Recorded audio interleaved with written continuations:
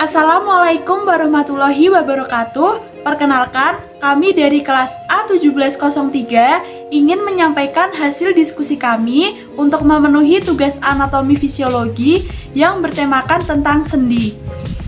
Sebelum kami memulai menyampaikan hasil diskusi kami, izinkanlah saya untuk memperkenalkan nama anggota kelompok kami. Saya sendiri, Yunika Ajeng Wanodia Perwitasari, NIM 201-20097. Yang kedua, Alphonse Orinjar, NIM 201-20111. Yunita Ajeng Puspadewi, NIM 201-20094. Wensilaus Owuka, NIM 201-20109. Dan yang terakhir adalah Usun Arin, NIM 201-20087. Baik, untuk materi yang pertama, di sini akan saya sampaikan mengenai pengertian sendi. Sendi adalah pertemuan antara dua rangka tulang atau lebih, atau sering disebut sebagai persambungan. Nah, sendi juga sering disebut sebagai artikulasi, yang berarti hubungan antara dua tulang. Tubuh kita memiliki berbagai macam sendi, mulai dari sendi yang pasif, yaitu sendi yang tidak dapat bergerak, dan juga sendi yang aktif, atau sendi yang dapat bergerak. Nah, untuk fungsi utama dari sendi sendiri adalah untuk memberikan fleksibilitas dan pergerakan pada tempatnya, dan juga sebagai poros anggota gerak. Di sini ada ilmu yang mempelajari tentang sendi, yaitu disebut dengan ilmu artrologi. Nah, ilmu artrologi merupakan ilmu yang mempelajari tentang sendi, yaitu hubungan antara dua tulang atau lebih komponen kerangka.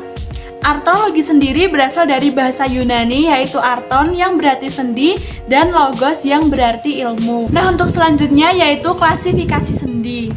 Pertama, sendi berdasarkan strukturnya.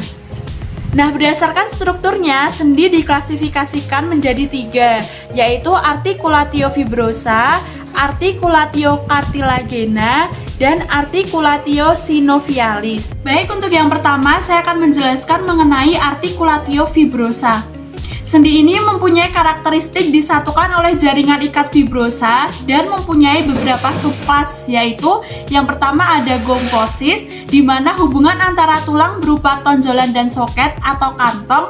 Contohnya adalah hubungan antara gigi dengan tulang rahang atau disebut juga sebagai articulatio dentoalveolaris. Nah, lalu yang kedua adalah sutura, di mana permukaan tulang yang berhubungan berkelok-kelok saling bersesuaian dengan sedikit jaringan ikat fibrosa dan praktis tak ada gerakan.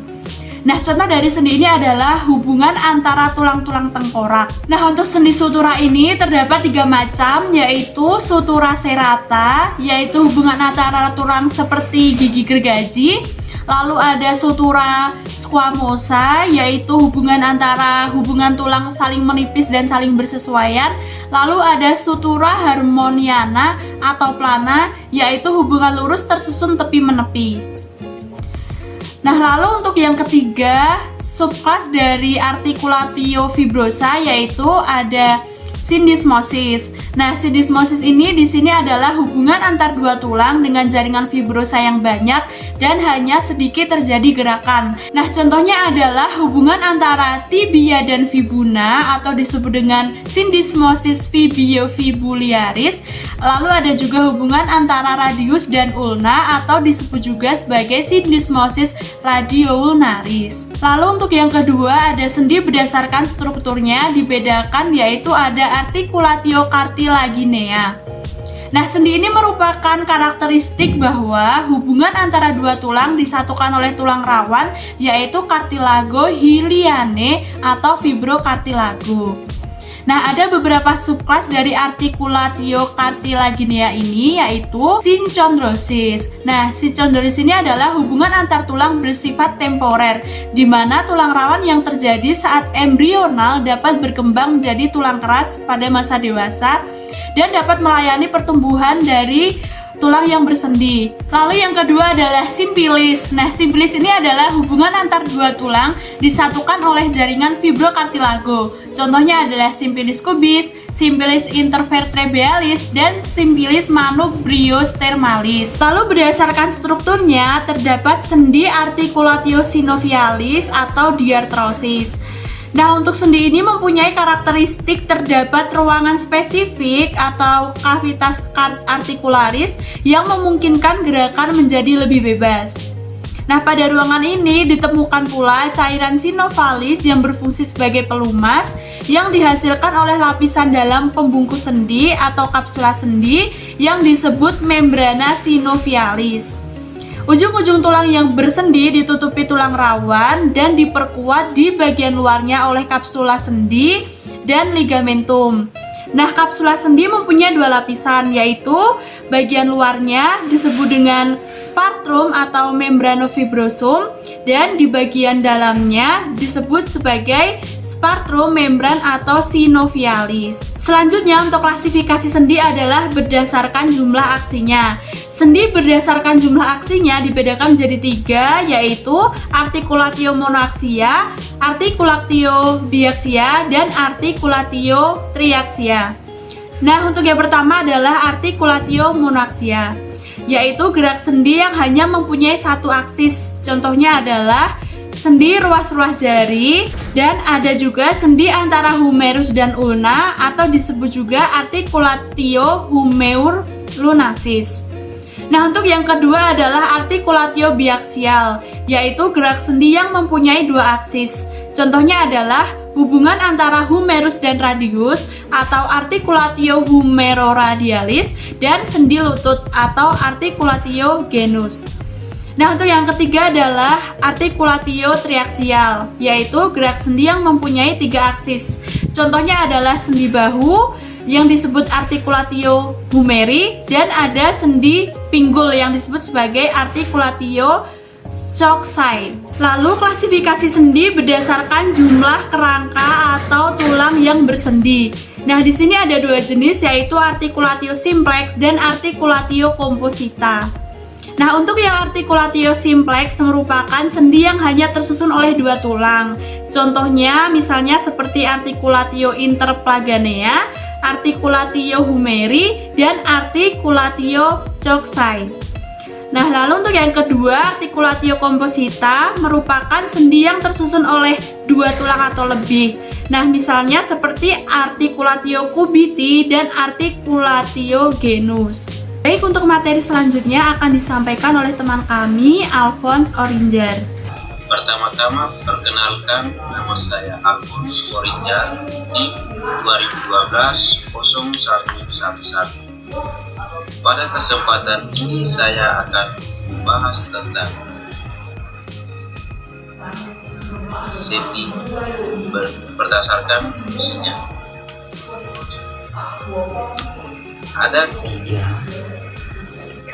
Persendian dibedakan menjadi tiga, yaitu 1. Sendi mati, 2. Sendi kaku, 3. Sendi gerak. Kita akan membahas poin 1, yaitu sendi mati. Sendi mati adalah jenis persendian yang tidak dapat digerakkan. Pada sendi mati, jaringan ikat yang menjadi perhubungan antar tulang akan mengeras dan berubah menjadi dua. Sendi ini umumnya dibungkus oleh jaringan ikat fibrosa dan kartilage. Sendi mati dibedakan menjadi dua tipe, yaitu sulure dan synchylosis. Tipe ini adalah tipe sendi yang dihubungkan oleh jaringan ikat serabut pada tubuh, misalnya pada tulang tengkorak. 2. Sendi kaku merupakan pertemuan atau persambungan antar tulang yang memiliki gerak terbatas. Contohnya tulang pergelangan tangan. Sendi kaku adalah jenis persendian yang dimungkinkan untuk dapat sedikit digerakkan. Sendi yang satu ini dihubungkan oleh kartilage. sendi kaku dibedakan menjadi dua tipe, yaitu simfisis dan syndesmosis. Tipe simfisis adalah tipe sendi yang dihubungkan oleh kartilagus serabut yang tipu, misalnya pada tulang kemaluan dan sendi antar tulang belakang. Tipe syndesmosis adalah tipe sendi yang dihubungkan oleh jaringan ikat serabut dan ligamen, misalnya pada sendi antar tulang kering dan tulang betis. 3. Sendi gerak diartrosis synovial merupakan pertemuan atau persambungan antar tulang yang memungkinkan tulang melakukan gerak secara bebas. Contohnya sendi peluh, sendi engsel, sendi putar, sendi geser, dan sendi belah. Ciri dari sendi yang satu ini adalah permukaan sendi dilapisi selaput jaringan ikat fibrous yang tipis dan menyerap. Sekian dan terima kasih. Berdasarkan bentuk permukaan tulang yang bersendi dibedakan menjadi artikulatio plana, bentuk permukaan gulang yang hampir mendatar sehingga memungkinkan peluncuran atau penggelinciran ke berbagai arah. Ginglymus, bentuk dataran sendi yang merupakan suatu silinder dengan aksis sesuai dengan aksis silinder. Gerakan terjadi dalam satu bidang, fleksi dan ekstensi. Condylaris mempunyai dua permukaan sendi yang berbeda, yang disebut juga condylus, seperti pada sendi lutut. Spheroidea, dataran sendi satu tulang yang menyerupai bola, dan yang lainnya berupa mawar cekung. Contohnya articulatio humeri, articulatio humeroradialis, articulatio coxea. Sendi ini mempunyai tiga aksis sehingga dapat menimbulkan gerakan antifraksi, retofraksi, eksorotasi, endorotasi, abduksi, dan sirkumduksi. Ellipsoidea, dataran sendi ini berbentuk elip dan mempunyai dua aksis. Contohnya articulatio radiocarpi dan articulatio sternoclavicularis. Salaris berbentuk dataran sendi yang menyerupai dataran plana budaya, mempunyai dua aksis. Contohnya articulatio carpo metacarpalis 1.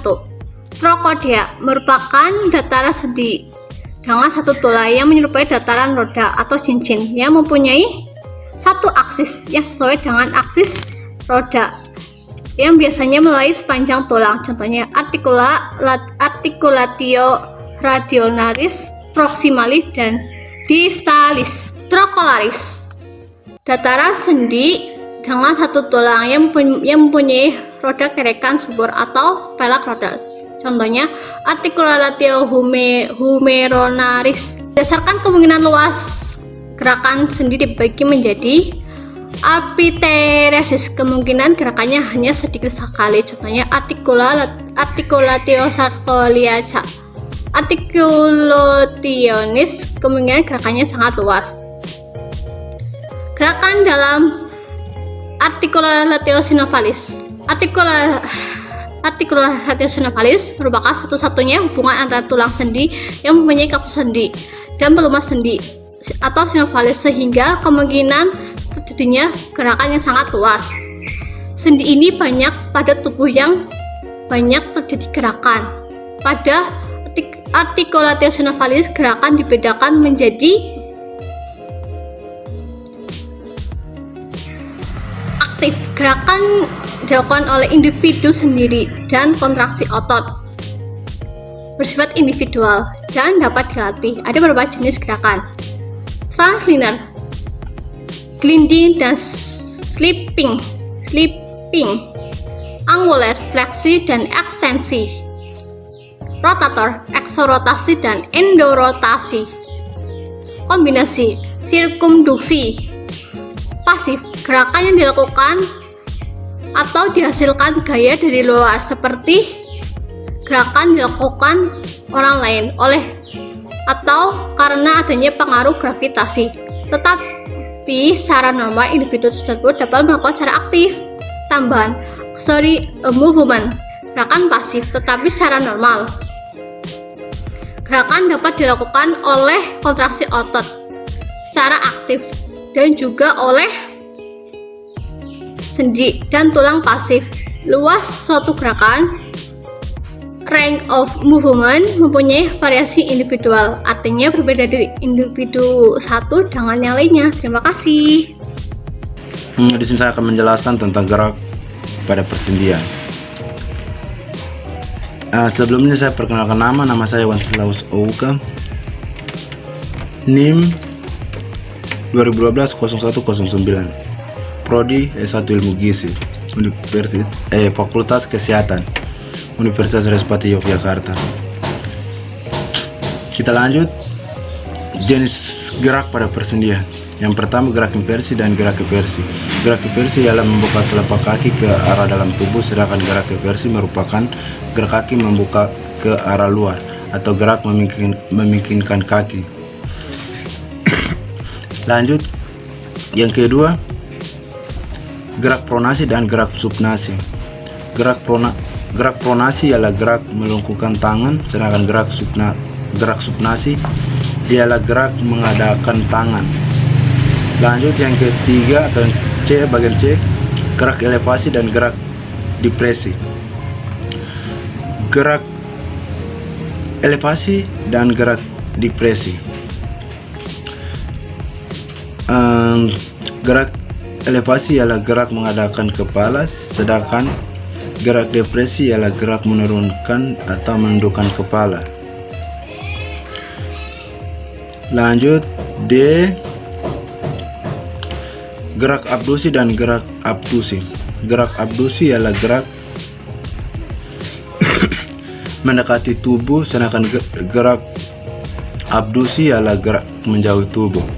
Contoh gerak abduksi dan gerak abduksi ialah gerakan membuka tungkai kaki, gerakan mengangkat tangan, dan gerakan mengancungkan tangan. Lanjut, yang bagian E, gerak fleksi dan gerak ekstensi. Gerak fleksi ialah gerak membengkokkan atau menekuk, sedangkan gerak ekstensi ialah gerak meluruskan. Contoh gerak fleksi dan gerak ekstensi ialah gerak pada siku, gerak pada lutut, gerak pada ruas-ruas jari, dan gerak pada bahu. Lanjut, struktur articulatio synovialis. Struktur artikulasi synovialis. Membran synovialis merupakan jaringan yang vakulat atau banyak pembuluh darah, sedangkan yang banyak pembuluh darah melapisi permukaan dalam kapsula sendi, dapat menghasilkan cairan serupa jeli yang disebut synovia. Dan yang kedua atau yang bagian B, carticulago articularis. Tidak dapat pembuluh darah dan tidak terdapat syaraf. Baik, itu tadi sedikit penjelasan dari saya tentang gerak pada persendian. Luas gerakan dibagi oleh adanya: yang pertama, otot-otot yang bekerja pada sendi; yang kedua, bentuk tulang dan permukaan tulang yang bersendi; yang ketiga, ligamentum dan kapsul sendi; yang keempat, struktur atau jaringan sekitar sendi. Rawan sendi. Pada ujung tulang yang membentuk persendian akan terlihat tulang yang lebih padat dan ini disebut sebagai artikular atau bony end plate. Di dalam bagian ini akan dijumpai kanal Havers yang paralel dengan permukaan sendi.